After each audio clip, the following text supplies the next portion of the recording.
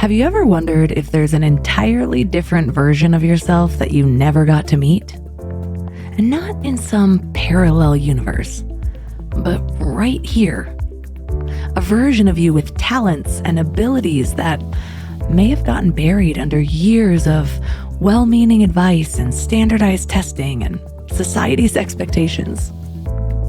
I've spent the last decade obsessing over personal growth, taking every personality test imaginable, trying to understand why some things felt effortless while others felt like I was pushing a boulder uphill. And after interviewing hundreds of guests about finding their path, I thought I had a pretty good handle on who I was.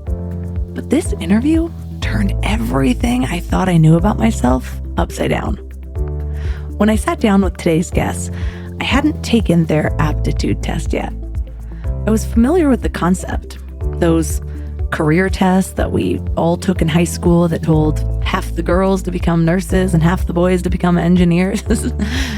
But this was different. After our conversation, I was so intrigued that I took their assessment, and then I had a follow-up call to go through my results, and I found out something that hit me pretty hard. I had been living with a set of natural abilities that I'd either completely overlooked or worse, seen as problems that needed fixing. And we'll get to that. But this isn't just about finding the right career, though that is really important when you consider that 85% of people worldwide feel unfulfilled in their jobs, with many of those people spending more time planning their next vacation than planning their life's work. And so this is more about understanding the fundamental way your brain is wired to interact with the world. Think about it. What if what you've labeled as ADHD is actually a rare combination of aptitudes that make you uniquely qualified to solve complex problems? What if your inability to focus is actually your brain's natural tendency to see connections that others miss? Well, in a world obsessed with fixing our perceived weaknesses, I think we've lost sight of something pretty important.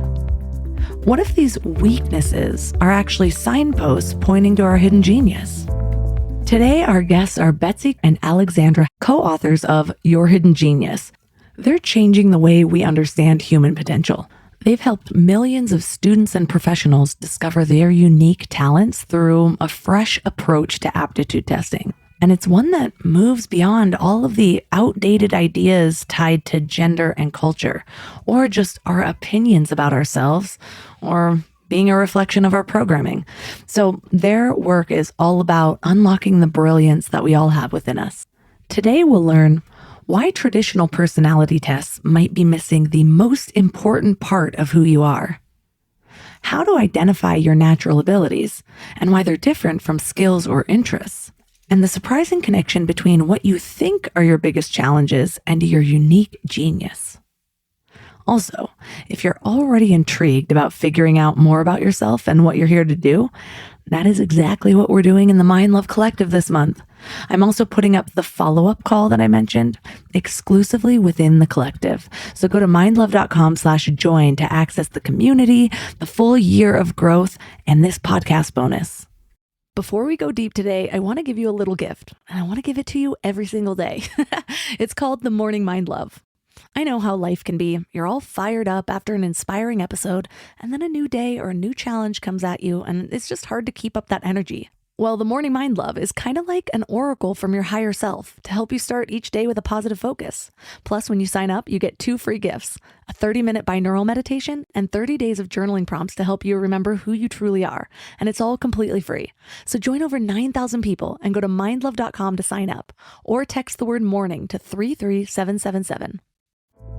What you're interested in, what you're passionate about is such a small and narrow box. Like, it's based on what you've been exposed to thus far. And we all have different exposure growing up. And so if you've never been exposed to, I don't know, aerospace engineers, you probably are never going to say, that's my passion, or that's something I'm interested in, until someone grabs you by the hand and says, "This, look how cool this is." So one of the amazing things to see is someone open up their results from taking this assessment. And like I said, see it as an invitation to just get curious and just explore. I'll often tell my clients, just humor me and just check that out. I know you never said you would be interested in that, but just check it out, because I'm telling you, you have some natural talents, some innate abilities that are really going to align with that. Turn up your frequency with Mind Love. Bite-sized brain hacks for seekers, dreamers, and doers. It's time to give your mind a little love with your host, Melissa Monti. So, what inspired you guys to help uncover people's innate talents in a new way? It's a great This has question. been a journey. Yeah, this has been a journey that's been going for a long time in my case, actually back to 1999. I participated in something called Johnson O'Connor, which is an extremely expensive 2-day assessment that you are basically a lab rat. You go to one of their centers. I was at a pivot point in my career and my life, and it was suggested by a friend that I do that. And it really changed my life in so many ways. And it gave me direction going back into the workforce after having stayed home with children. And I eventually ended up working for a hedge fund. And we were very interested in education and helping people find their direction. And we were able to raise quite a bit of money to bring this analog assessment into an online environment. And now it's available in 25% of all US high schools and about 600 universities. But what I knew and Alex knew is that so many people like me who had taken the assessment as an adult could benefit and weren't being offered that. So that was the genesis of writing Your Hidden Genius, which includes a code to take the assessment. Let's talk about traditional career testings. I know that you guys found that traditional tests often push people into gendered boxes. So what did you guys do differently to get out of this? Yeah, what I was noticing, when I started using the assessment in about 2013, I was working with largely high school students at the time. And what I found is that for students who, couldn't articulate what they wanted to do after high school, they were being sort of told what to do after high school, right? So they were sort of being tracked either by their parents or by well-intentioned counselors or mentors or people they happened to sit next to on a bus. And what I also realized is that most people, especially young people, can't really articulate what it is that they're good at. They can tell you what they think they're interested in, based on maybe what they watched last night on TV. And that's how we were assessing young people for so long, is we were giving them interest surveys, right? So basically it's a boomerang effect. You're telling the survey what you're interested in, and then it tells you at the end of the survey what you're interested in. And so you end up just in this loop. And so getting to the gender bias, there's been a lot of fabulous research that's told us what we sort of always thought was happening anecdotally, which is that by and large, young women and even older women will self-report as being interested in certain careers. We might call those the helping careers, the helping professions, hugely important in our world today. But what they were neglecting to look at are their aptitudes, which in many cases were pointing to different fields, often fields like in science and technology and engineering. And so there was this huge gap, not a skills gap, but an exposure gap. Right. So it wasn't that they couldn't do the future careers that were indicated by the interest assessment, but it was all these things they were leaving on the table. And that is what the data started to show. When UScience, the company that I spoke of earlier, which has now tested millions of people, had an enormous amount of data to start looking at how people were self-reporting their interest versus what we could see with their aptitudes, which were measured objectively using this assessment. And it might be a good thing to just sort of back up for a second and explain what aptitudes are and what they're not. I'm not sure if your audience knows that, but so many people don't. Aptitudes are not our personality. They're not our interest. They're not even our achievements or abilities, really, or strengths. What they are is our innate abilities. And these are the things that we're born with. These are the things that start to emerge in all of us, maybe at age 2. And this is why, your 4-year-old is lining up Cheerios equally on the counter. You're like, wow, that's amazing. Or putting together a Lego set at a very early age. Those are early indicators of certain aptitudes, such as your spatial ability. But by the time we're 17, all of these things have been stabilized. And the great thing about understanding your aptitudes is, unlike interest and a lot of personality aspects, they don't change. So think of them as the seeds of your skills, not the skills themselves. And it's amazing. I mean, there are dozens of these things, ranging from people who have amazing tweezer dexterity.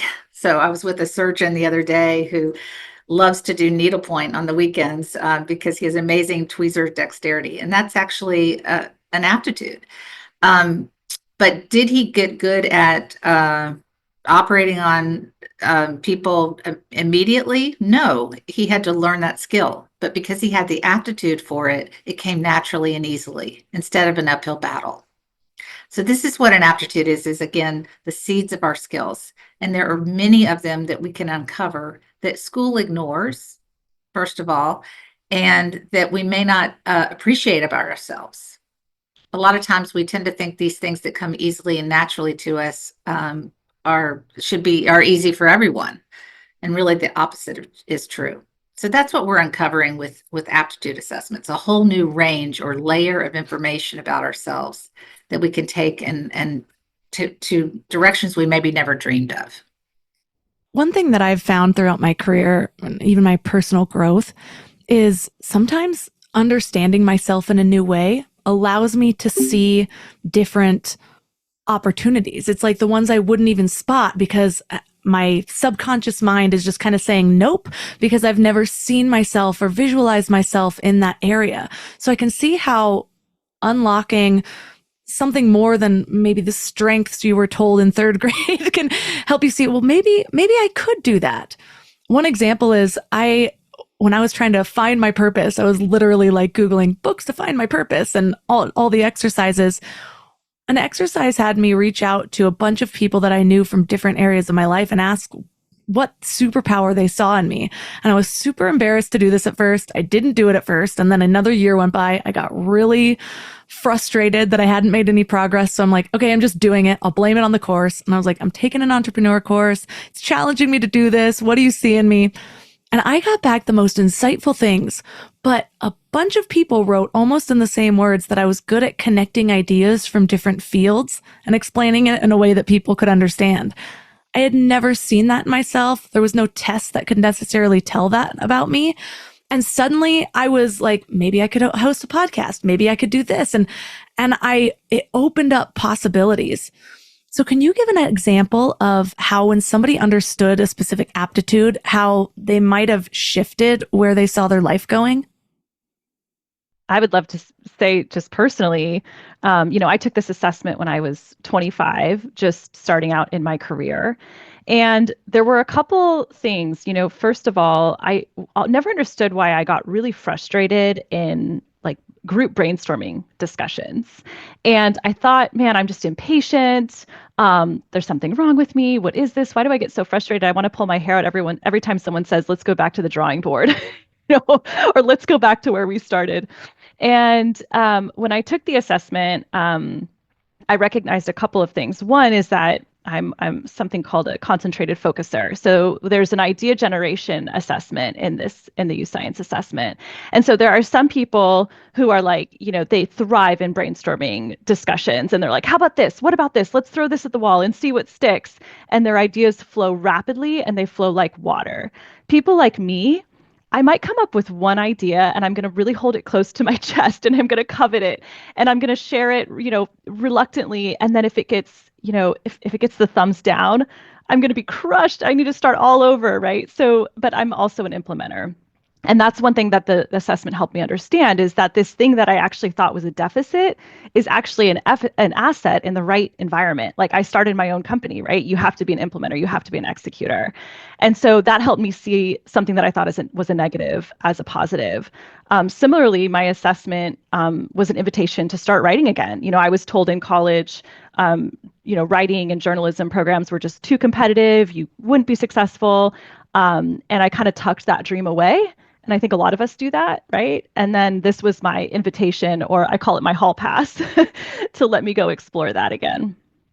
Melissa, it's funny you talking about spending a year or more talking to people to identify some things about you by this analog method of calling people, as many people as you could, and finding the pattern yourself.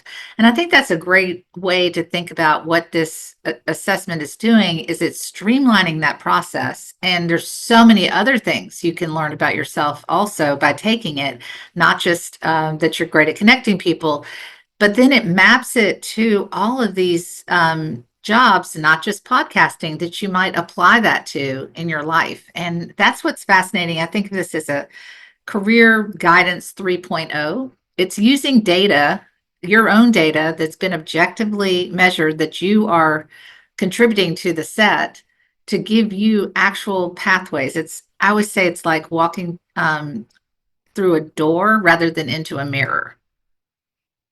What I love about your book is that you take a bunch of different kind of pivotal moments in history and show why we needed to understand the person's aptitudes, or things like one that sticks out to me is you talked about this terrifying moment in 1983 when one person's judgment prevented nuclear war. How did studying examples like that help you understand how different minds work under pressure, and why it's so important to know that about ourselves?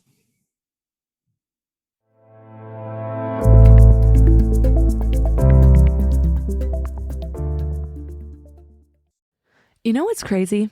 After all these years of hosting Mind Love and talking to some of the world's leading experts, one of the biggest eye-openers for me has been just how much our gut affects, well, everything. When my gut feels good, my mind feels clearer, my intuition is stronger, and I just feel more balanced. And that's why I'm excited about Zoe, a science-backed nutrition company that is totally changing how we understand our gut health. They've created the most scientifically advanced at-home gut test and built the world's largest microbiome database. So when you get your results, you're not getting generic advice. You're getting insights about your body that other companies just don't have the data to provide. There's also just so much misleading health information out there. Food companies even pay influencers to promote ultra-processed foods as healthy. And that's why I love that Zoe relies purely on science, real science. Their randomized controlled trial showed that participants were 4 times as likely to report better sleep and more energy, all thanks to the info from the largest microbiome database on the planet. So go to Zoe.com and find out what Zoe membership could do for you. And because you listen to Mind Love, you can use the exclusive code MINDLOVE10 to get 10% off membership. As a Zoe member, you'll get an at-home test kit and personalized nutrition program to help you make smarter food choices that support your gut. That's Zoe.com. Use MindLove10 at checkout. Trust your gut. Trust Zoe. This episode is brought to you by State Farm. You might say all kinds of stuff when things go wrong, but these are the words you really need to remember. Like a good neighbor, State Farm is there. They've got options to fit your unique insurance needs, meaning you can talk to your agent to choose the coverage you need, have coverage options to protect the things you value most, file a claim right on the State Farm mobile app, and even reach a real person when you need to talk to someone. Like a good neighbor, State Farm is there. How did studying examples like that help you understand how different minds work under pressure, and why it's so important to know that about ourselves? Yeah. I mean, actually, I think you might have this aptitude, Melissa, that what you're talking about is inductive reasoning. So the ability to make quick connections, even between disparate fields or disparate ideas, disconnected fields and ideas, to arrive at a conclusion under pressure And especially these people thrive when they don't have all the information. They feel comfortable and confident making a decision when they don't have all the information.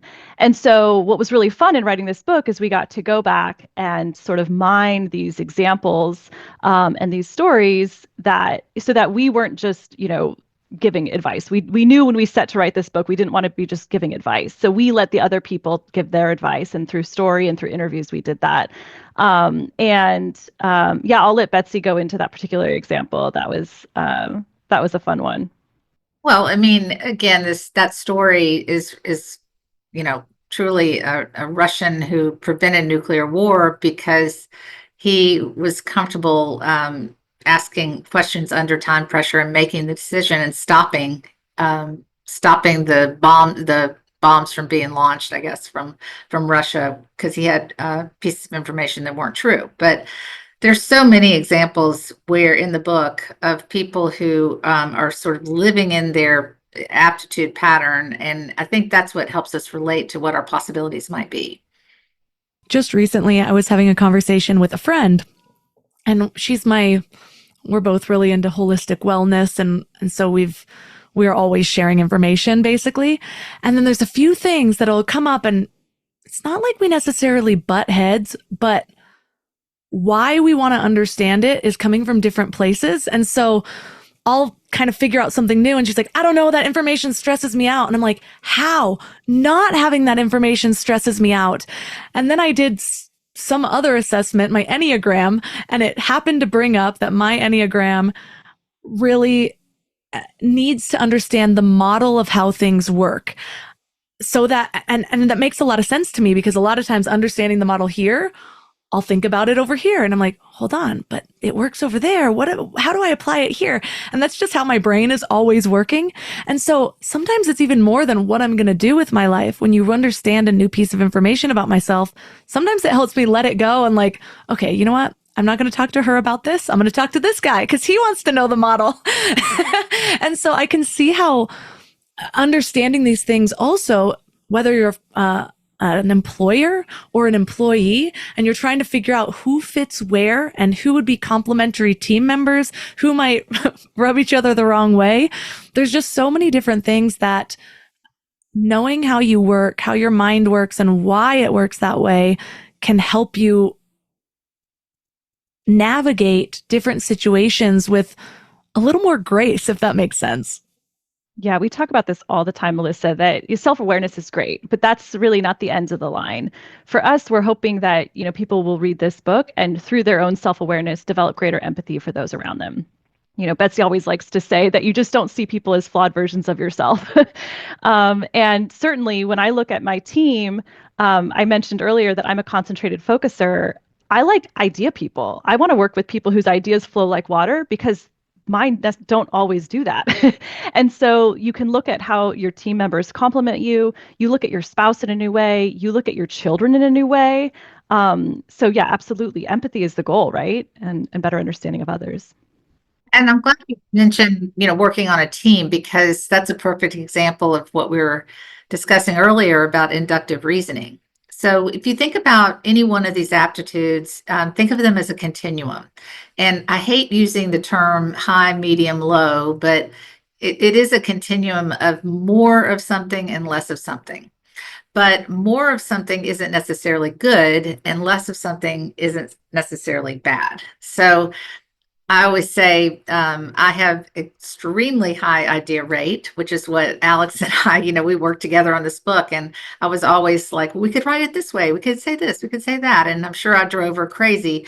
But people who had that tend to love different activities and do well at them, like public speaking, writing, journalism, marketing, sales of many kinds.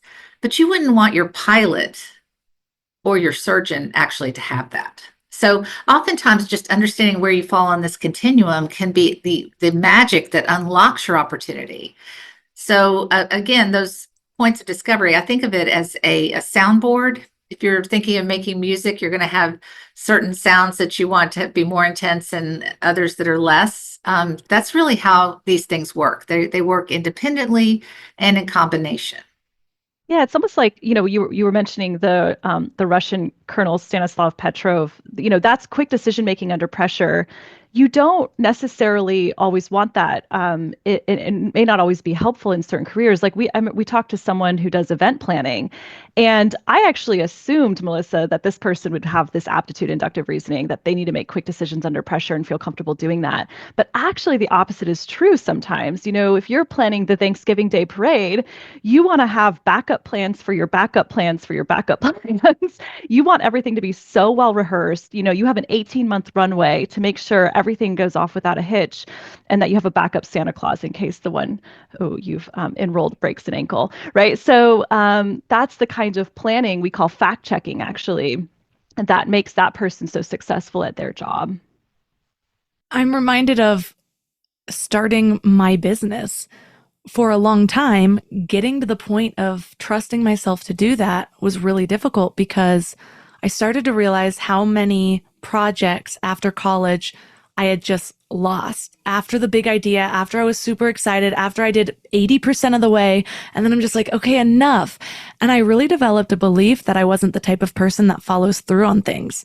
And then I started to understand that I am an ideas person. And so to have somebody to outsource to for those final little details is really helpful. But I couldn't see that because I also saw myself as a details person, because I can be, because of all the ideas. But then sitting there and actually like pecking away at it was just really, really hard.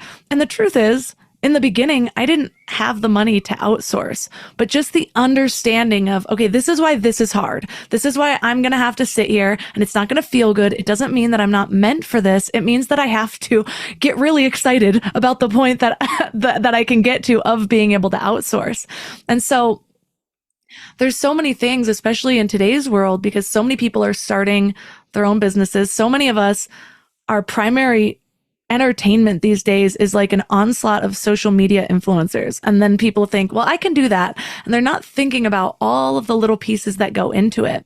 And this reminds me of something that you talk about where you say that following your passion isn't always great advice. So can you go deeper into that? Okay, I will start because I think it's terrible advice, honestly, because what you want is to bring passion to your work. And what's motivating is to know you're doing things that are in flow with your aptitudes. It's extremely motivating to find out, okay, you have high idea rate, right? And then to know that there's going to be an Achilles heel to this, and I need to make sure that I'm around other people who can help me implement those ideas, or that I approach it with that in mind, like you said. So just following your passion is way too vague. And what it's done is it's given a whole generation of people this false sense of that anything is possible. And the truth is anything is possible if you have the right set of aptitudes to bring to it. But why would you, find yourself in this sort of vague area of darting around in the dark to just try to figure it out, instead of having the information that's truly you and going forward with confidence? And I would just add to that, what you're interested in, what you're passionate about is such a small and narrow box. Like, it's based on what you've been exposed to thus far, and we all have different exposure growing up. And so if you've never been exposed to, I don't know, aerospace engineers, you probably are never going to say, that's my passion, or that's something I'm interested in, until someone grabs you by the hand and says, this, look how cool this is. Right. And so one of the amazing things to see is someone open up their results from taking this assessment. And like I said, see it as an invitation to just get curious and just explore. I'll often tell my clients, just humor me and just check that out. I know you never said you would be interested in that, but just check it out, because I'm telling you, you have some natural talents, some innate abilities that are really going to align with that. And it's just an invitation to explore. If I would have followed my passion, I would have done something in yoga. It's been like the longest hobby that I've had. I've been doing it about 17 years. And I'm so glad I didn't have the understanding that I would have gotten from this assessment. However, because I was stuck in the over planning for so long, I did get these little things like, well, what are my strengths? And I think that's why the aptitudes is so important, because it is what you're strong in. And I think there's this big part of really finding alignment with something that you feel meant for. When you're doing it, you feel meant for. And yes, I love doing yoga. And when I'm doing yoga, I feel like I'm free and I feel expansive, but I don't necessarily feel like this is my gift to give to the world. Like there's something within me that I'm giving. And people really underestimate the power of giving. I think that is the core of when we feel happiest in our lives, is when we're able to give from a place that feels unique to us. 100%. My mom is a chef. That is her gift. I love cooking, but it's not necessarily what I want to be spending my time doing professionally. Exactly. Yeah, there's a difference between what we love doing, the avocations that fill our days and bring us joy, versus, the vocation. Absolutely. And Melissa, you're touching on something else that we talk about a lot, which is, there you can have multiple aptitudes at work, but not maybe all in the same job. So I always talk about, let's not put your job on the witness stand every time you're feeling like something's missing in your life. I mean, there's an urge oftentimes to quit your job or throw the baby out with the bathwater. And we're always reminding people that usually our unrest or that nagging sense of something's missing is an unused aptitude or an unmet aptitude. And I'm suspecting that yoga is one of those things for you that gives you a lot of joy, but it may not intersect with what you can be paid to do. And so doing both is really important to living a full life. For sure. And I think, again, back to that, following your passion, it's such a slippery slope to get into this idea of always monetizing what we're interested in. What if we save some things for just our joy, for just our pleasure? And that was one of the things I recognized was I didn't want yoga to become work for me. I know there's a chance that it wouldn't, and there's people that I know that became yoga instructors and it is their ultimate passion. But for me, I just had this hunch. I didn't want to go to work. I wanted to go and just enjoy myself and have no expectations. But you talk about this idea of a career through line. Can you break down what that means? Yeah, so we talk about career or aptitudes, as Betsy said, as unchanging, starting at about the age of 17, and they're stable and they're reliable. And so we started to really see these as a compass, or in acting terms, a through line. And so, an incredible actor will sort of look at their character and not just look at the character they're portraying in that episode of the show, for example, but they'll think about the big picture arc or through line of that character and hold that big picture in mind when they're portraying that character in the 30-minute episode. And so that's how we started to understand and see aptitudes as we were writing this book. As so there's something that you can return to, like the golden thread that you can grasp onto at any fork in the road, at any pivot point in your life, where you have to make a big decision about your vocation or about your partner or about your hobbies. That your through line of aptitudes can kind of guide you and help you make smarter decisions, and decisions that are going to really be a fit for what you bring and what the gifts that you bring. Yeah, and really today, the backdrop of careers in general, we always say people think they're having a career crisis, but really careers are in crisis. I mean, today we don't even know what the career is going to be 2 years going forward. And we have to kind of put ourselves in the ready position for being able to pivot and to leap and zig and zag as needed. But the things that will not change is that through line information. Our aptitudes don't change. So it's coming back to them with each of those choke points or decision points and redeploying them in different ways, upskilling or taking, that idea rate and taking a public speaking course. But any one time the need might be something else, like learning to write for a newsletter for a company, or selling ourselves in different ways, but always developing those things that come naturally and easily to us. I have noticed that even when I'm feeling some sort of unrest or dis-ease in my life, a lot of the times I can sit back and say, okay, but what skill am I not using? Like Like you can come back to all of these questions. Sometimes it's the passion, but not always, because there's times that I have been unemployed and it maybe have looked like my best life. I'm traveling, I'm doing yoga, I'm going out back when I used to drink to happy hours, like all the things. And it's like, why do I feel so empty? Well, I don't actually feel useful right now. And then it's again one of those strengths that you can give. How are you being useful? And I think so many people are so focused on finding happiness, and it's something I talk a lot about, but they forget that such a big part of that happiness is being useful and giving of some sort in this lifetime. Why are you here? Why aren't you replaceable? Think about that. But, well, and not discounting those things that come easily to us. So that if we see anything, it's that. Yeah. People just believe that everyone can do the things that make them actually special, and that could not be more untrue. So we have, there's an assessment you can take, and I would invite you to do that. That's a hue discrimination test, and people who go work for Sherwin-Williams paint company or a carpet company are typically given this aptitude assessment for being able to identify hue.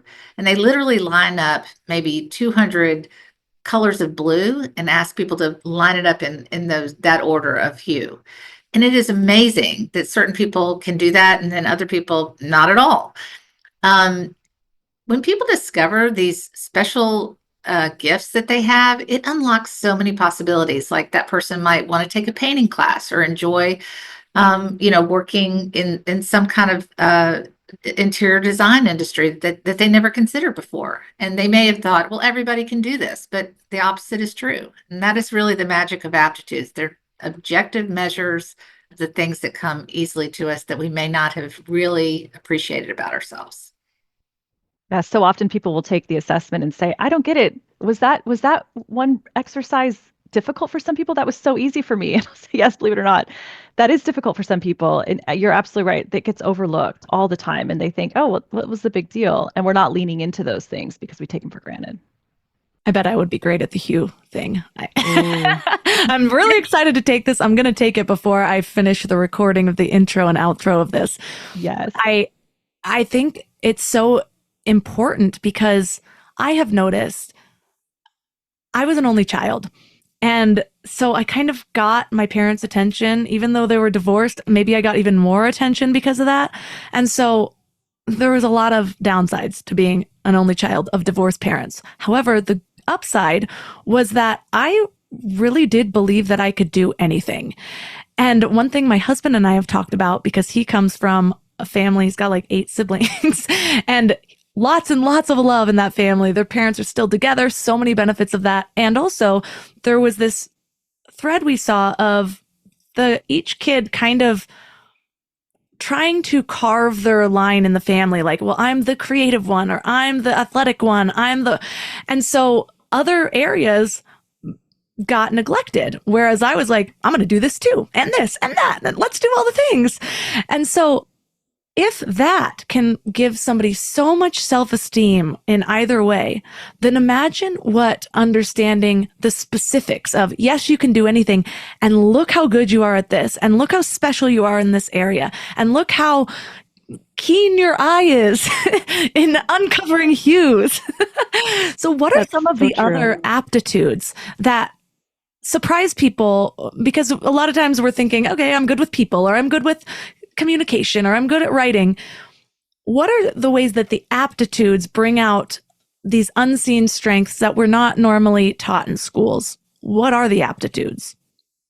Okay, so the big one, as I said, there's really 52 that you can measure objectively. If we did that, it would take, days and days. So we don't do that. But the way they're assessed is actually through a series of games. And these assessments have been around since the 1920s, actually. So we talked about finger dexterity and tweezer dexterity. Some people are very good at using their fingers to do things, and other people small tools. Those are aptitudes. We don't assess those in the battery because it's really so specialized it wouldn't relate to most people. So in the battery, there's 14 that are assessed. The big one, the really big one that is a fork in the road for people is the spatial ability. And this is measured by a paper folding test. And I won't get into the details because I want everybody, as Alex does, to experience this themselves. But more people call and say, oh my gosh, I wanted to throw that computer out the window during that assessment. That was so hard. And then other people, to Alex's earlier point, are like, that was hard. That was so easy. It's an actual fork in the road. Some people just are able to do it and some people are not. But what that means is when you do have it, it's actually an itch that needs to be scratched. If you have spatial ability and you are not using it in your daily life through work, you really must find an outlet for it, whether it's taking pottery classes or redecorating your room, or just packing the car in a certain way. But people who have it need to use it, and they can become real trouble for the people around them when they aren't, because they don't realize that they've got this missing thing going. Now, not having it really doesn't matter. It's much more of an abstract way of coming at the world. You won't miss it. But that's one of the key aptitudes that school doesn't measure, and that's why we get back to sort of how people are being misdirected because they don't measure it into careers that could have used that ability. That's one of the things that we really uncover in this assessment. And Alex, you can talk about some of the other ones. Yeah. The best way that I think in your household to determine the spatial aptitude is how you load the dishwasher. That's a joke in our family. How you load the dishwasher. Yeah, the other ones we talked about idea rate, so do your ideas flow like water, or are you sort of a like, I've got this one idea and I'm going to execute on it. I'm going to, buy the first wedding dress I try on. The other one that we haven't talked about is sequential reasoning. So are you able to take a lot of ideas and facts or stops on a vacation and plan them out in a really organized, efficient way on the fly in your head, right? So these are very organized thinkers, not necessarily the most organized bedrooms or desks, but organized thinkers. Or are you someone who really likes to follow a procedure? Do you like the cruise where everything's sort of scheduled out for you and all the stops are sort of scheduled out? That's a really important one as well. One of the funny ones that we don't test is glare glare tolerance. So again, super specialized, but really important if you want to fly an airplane, So yeah, there are the core four though that we really focus on in the book are idea rate, sequential reasoning, inductive reasoning, which we talked about. It sounds like you probably have that, and spatial visualization. There's a few other specialized ones, like people who have certain memories for things. There's memory for numbers. Some people never forget a date or a birthday or a credit card number or social security number. They just sort of have it. It comes in once and sticks. Yet they may not be able to remember your name. That's a different type of memory. And so that's what we call associative memory, which is rote memorization. And school really favors people who have that associative memory. I could talk about that all day. We won't get into it today, but there's associative memory. There's memory for design. Some people can remember certain patterns. They never forget a fabric pattern that they've seen before, or a detail in molding. So all three of these are actually separate types of aptitudes. Another set that we don't assess, but you can have assessed, are the musical aptitudes. So musical aptitudes are pitch, rhythm, and tonal memory. And those are separate things, and you really need all three in order to be driven into musical fields. My husband has one of those three. He's not musical, but he does have perfect pitch. And he had his aptitudes assessed at Johnson O'Connor, where they do test this. But you can generally have this tested in different places and maybe online as well. But pitch discrimination is your ability to discern really fine differences in things. So that sound isn't right is one thing that we all know, but also that doesn't taste right. My collar itches. There's a piece of lint on your shoulder. That wall is crooked. These are all things that people with perfect pitch tend to see first and foremost. And in our life, this became a real issue.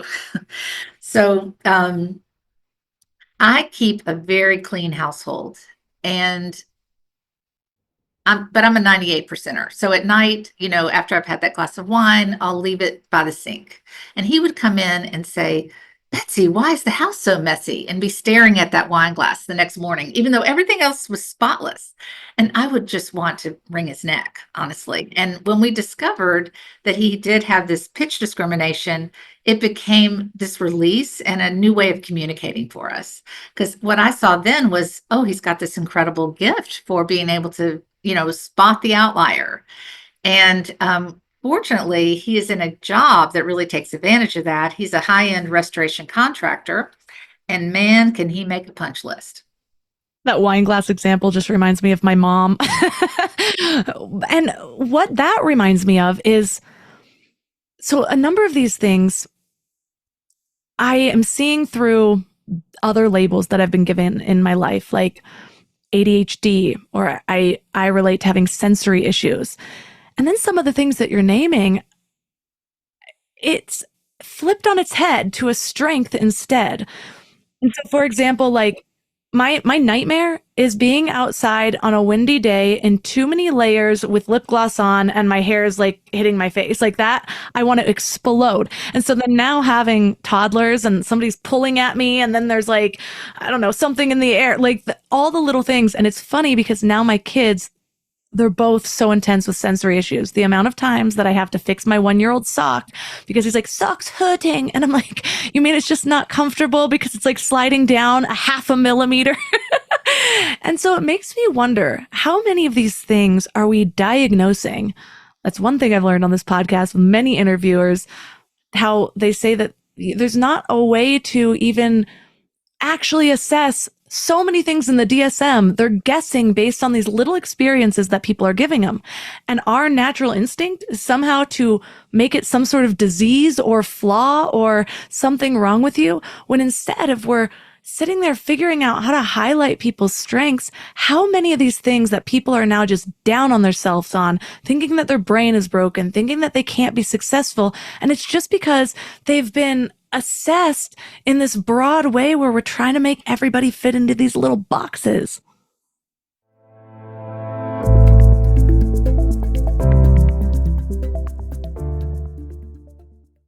Imagine what's possible when learning doesn't get in the way of life. At Capella University, our game-changing FlexPath learning format lets you set your own deadlines so you can learn at a time and pace that works for you. It's an education you can tailor to your schedule. That means you don't have to put your life on hold to pursue your professional goals. Instead, enjoy learning your way and earn your degree without missing a beat. A different future is closer than you think with Capella University. Learn more at capella.edu. This episode is brought to you by Atlassian. Atlassian makes the team collaboration software that powers enterprise businesses around the world, including over 80% of the Fortune 500. With Atlassian's AI-powered software like Jira, Confluence, and Loom, you'll have more time to do the work that matters. In fact, Atlassian customers experience a 25% reduction in project duration per year. Unleash the potential of your team at Atlassian.com. Atlassian.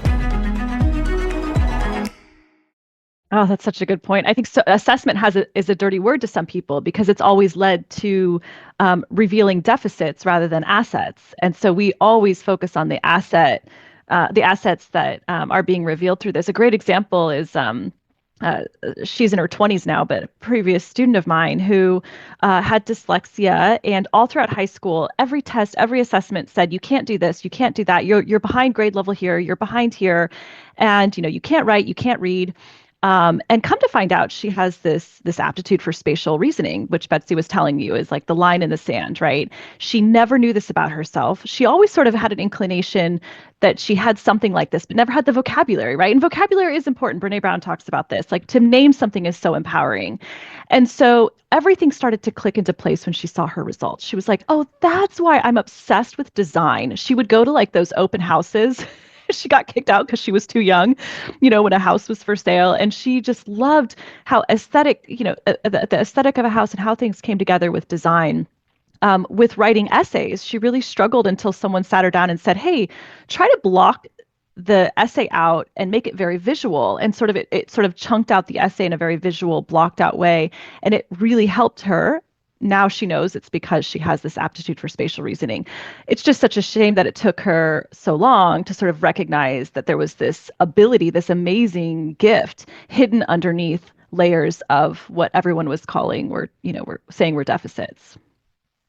I think we should just touch on why this is that we don't know these things. If you think about school, and I don't know how old your children are, Melissa, but really kindergarten through third grade are built on basically two aptitudes, which are that associative memory aptitude, memory for facts, figures, recall, rote memorization, because we have to. I mean, you have to memorize your ABCs, you have to memorize your multiplication tables. There's just a lot of building blocks that you'll use later in school that require memorization. And so it's no fault of anybody's, but and hopefully we're getting much more into personalized learning and can figure out how to unlock those keys for people at a younger age. But the truth is, by third grade, so many people are so discouraged, and they sort of put themselves in categories of I'm smart, I'm not smart. And it's so limiting, but it really is because we celebrate really two out of these 52 aptitudes so young and lose people's motivation and interest because just of that very, fact that we have to memorize things in those grade levels. But then you think about your 7th and 8th grade years or high school, and you get into much more complex types of things that are drawn upon, like inductive reasoning, like sequential reasoning. And these are the aptitudes that are also, measured in the battery. But school rarely looks at spatial ability. And it's so daggum important. There's a lot of research at Vanderbilt University, et cetera, that and around the world that have really harped on this now, but still schools haven't found a way to kind of unlock that early enough. So I hope just understanding this information as a parent, reading this book as an individual, will start to recognize that more. Another concept that I know several people that struggle with, my stepbrother being one of them, he went through a long period of really wondering if he was going to be able to have a good job because he had such a hard time in the workplace. And you guys mentioned in your book that concentrated focusers actually struggle in today's workplace. How can you explain more about that? And then also, how do you support people that are struggling with that? Because they can't just be like, okay, I'm going to go do street art forever. I mean, some people can, but most of us know. Yeah, I would love to touch on that. So as I mentioned earlier, I found out I was a concentrated focuser when I took the assessment when I was 25, and it shed light on why certain environments were really frustrating to me. An open floor plan is like my nightmare. So I remember in college, I had an internship. It was an open floor plan. It was very trendy at the time, right? They thought it was so great to foster collaboration. I found it to be very distracting and in a way intimidating, like that feeling that people are sort of always watching you. Now, I know that the intention was to foster dialogue, to foster brainstorming and idea generation. And some people really thrive in that. For me, it felt like a distraction. And so I really thrive when I can execute on an idea. And I'm a big believer in let's just try it and see if it works. So it de-energizes me to ideate for too long. And so for me, I had to figure out what would accommodate that style. And for me in particular, it was starting my own business. And then really being able to, when I needed to change something, I could change it on a dime. If something wasn't working for my clients, I could pivot and shift focus. And to be able to move very quickly was important to me. And for me, I needed to do that by having my own business. Now, that doesn't mean everyone who's a concentrated focuser needs to start their own business. As Betsy said, you'll find concentrated focusers who are hugely successful in things like air traffic control or surgery. We talked to an anesthesiologist when we were writing this book who's also a Buddhist monk and is this amazing, meditator. And so those are some examples of how people tap into their gift for being concentrated focusers. I worked at a company that also had an open floor plan, and it was driving me nuts. I felt like my innards were crawling out of my skin. It was just awful. But I thought, again, that it was an ADHD thing. So I went to HR. I actually submitted a whole report on why I needed to have either a corner or an office. Begging for it. I was the new person at this company. They had to go with it because it was disabled. It was like a disability thing. And so all of a sudden I'm the new one, get my own office. I was the least liked person there for quite a while because I advocated for myself. And eventually, yes, now even in my current home, my husband and I both work from home and we have a big open office. And so we built a tiny podcast nook, which is what I'm in right now. And it's just like this little pod. And I love just going in. And for some people, like my husband, he wants to be able to see out the window. I like that sometimes, but I want to go in a little nook and be cozy. And funny enough, that even shows up in different assessments I've taken, like human design. My preferred environment is called caves. I like to, and so it's just so interesting how all of these things kind of back up one another. It would be really frustrating if I took something here and it said the opposite of over here. And the funny thing with some of these other assessments is it's like birth date based. It's not even based on right, not scientific things that I'm answering. So I love that because everything's building on one another. And the more and more that I seek to understand, I don't need to have all the answers, but just that intention is bringing me more resources to see myself in a way of just being this unique little being who, the more I understand myself, the more I thrive, rather than like, okay, this is wrong with me and this is wrong with me and that's wrong with me. Well, and the better you understand others. The better you understand others and can collaborate. Betsy mentioned earlier, there's this wonderful push and pull when two people writing a book, one a concentrated focuser and one high idea rate, work together. My favorite line was, let's go with this. And Betsy's was, have we considered this? Right. And so that's a really lovely push and pull as a team. And, you made me think about your work environment, and you're right. It is so important. We, found out so many different things about how people work in our interviews and investigations around this. But you made me think about the computer programmers. Remember that, Alex, where they do warm-ups where they'll be, put the earphones on, they want to shut out the rest of the world, and they won't even start programming sometimes until they've warmed up, and they do, either play video games or something like that to kind of get in the zone. And some people have to work harder at getting there than others. I'm sure the concentrated focusers get there faster because they're better at blocking out what's around them just naturally, but and stopping the shiny object from flying in the air.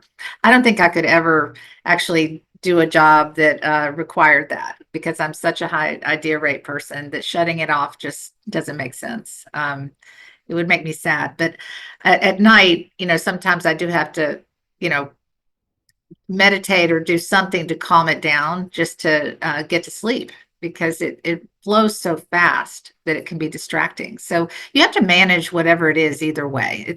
This isn't, again, about good or bad. It is about how you harness it and use it to your advantage.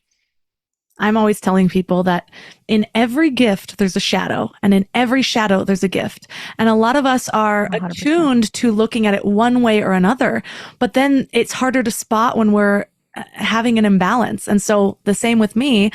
I meditate twice a day. I do transcendental meditation, and it has been so life-changing. And oftentimes when I feel like, oh my God, that meditation feels like it's going to be painful, it's when I need it the most. And sometimes the first 17 minutes are me just getting to the place of there it is.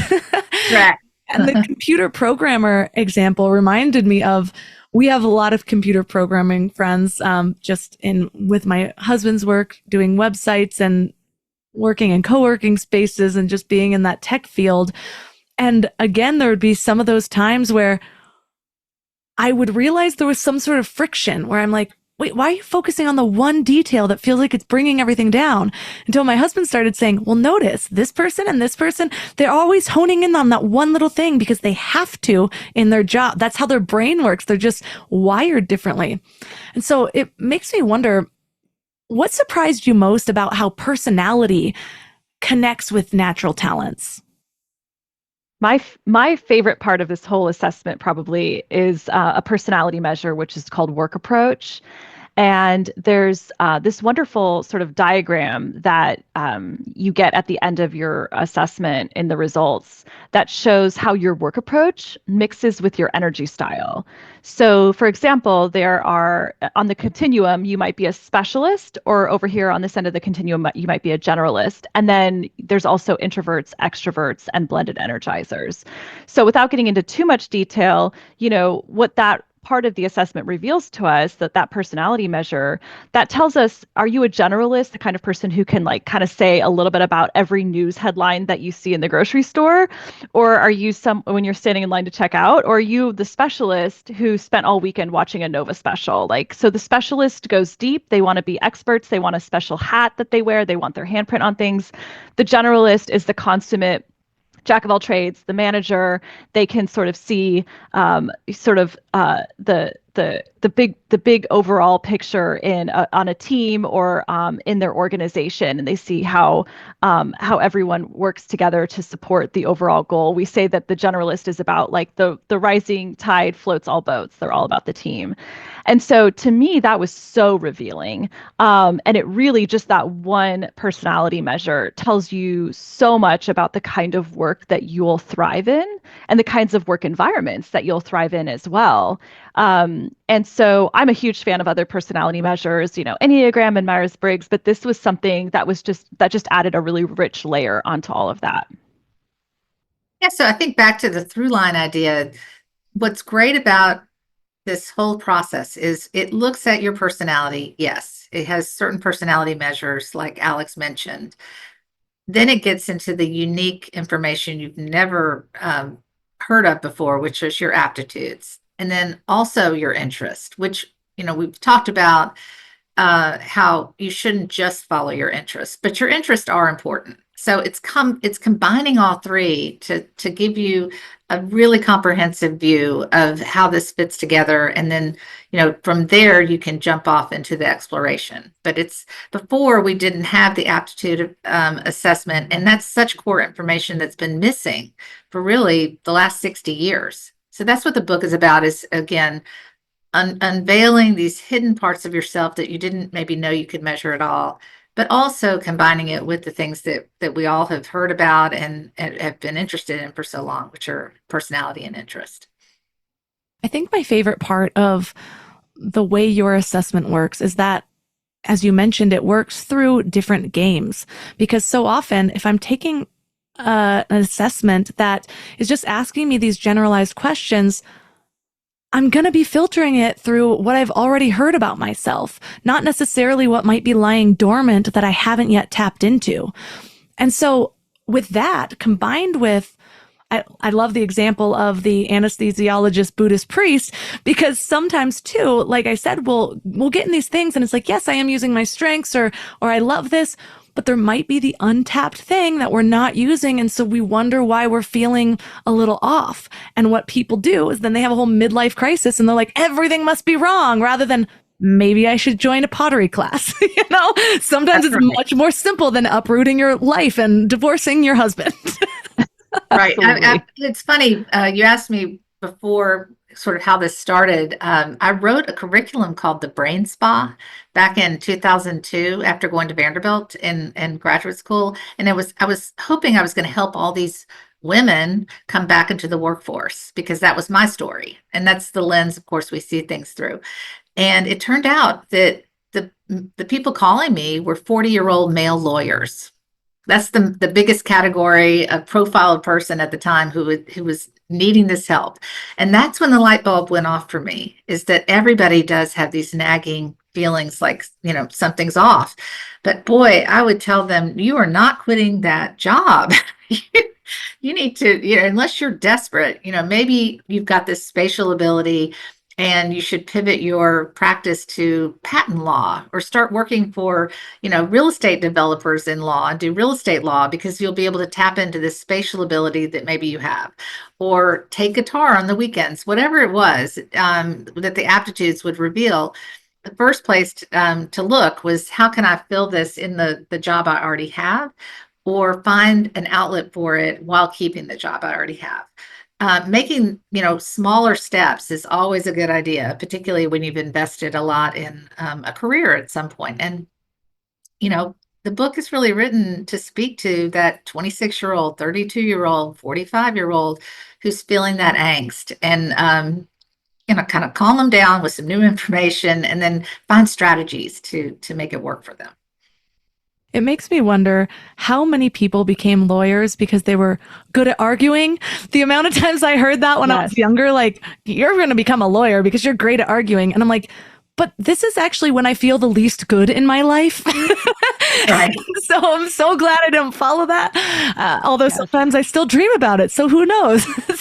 But I thank you so much for all the work that you put into creating these assessments, helping people to see themselves in new ways.